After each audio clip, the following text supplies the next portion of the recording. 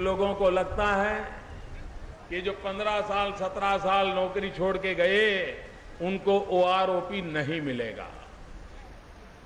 मेरे जवान भाइयों बहनों, चाहे वो हवालदार हो, सिपाही हो, नायक हो, अरे आप ही तो देश की रक्षा करते हो।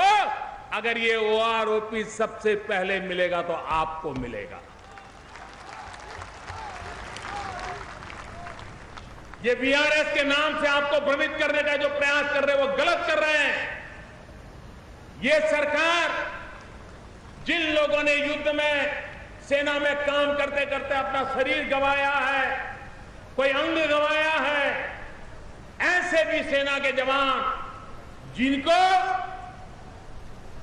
मजबूरन सेना छोड़नी पड़ती है, शरीर की देश के लिए शरीर का एक एक अंग बलि चढ़ा दिया है, उसको सेना छोड़नी पड़ती है। क्या वो ओआरओपी से वंचित हो जाएंगे? सेना को प्यार करने वाला प्रधानमंत्री ऐसा कभी सोच भी नहीं सकता है। मेरे भाइयों बहनों, ऐसे सबको ओआरओपी मिलेगा।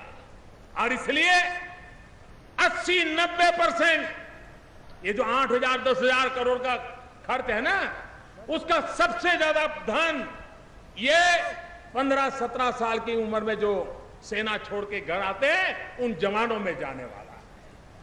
और इसलिए ये भ्रम फैलाने की कोशिश करने की आवश्यकता नहीं है।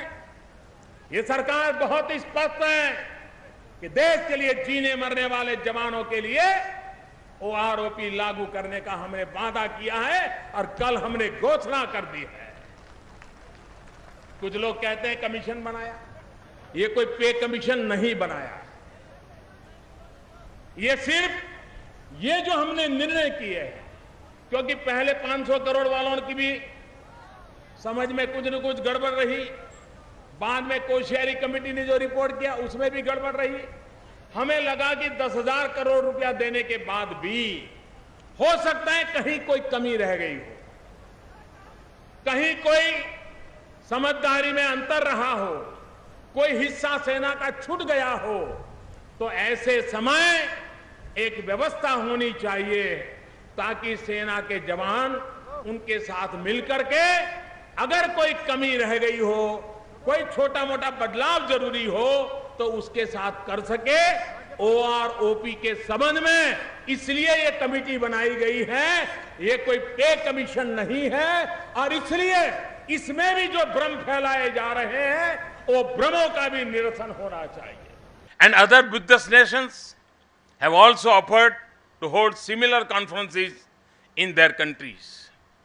This is an extraordinary development which coincides with the rise of Asian as an economic and civilizational phenomenon.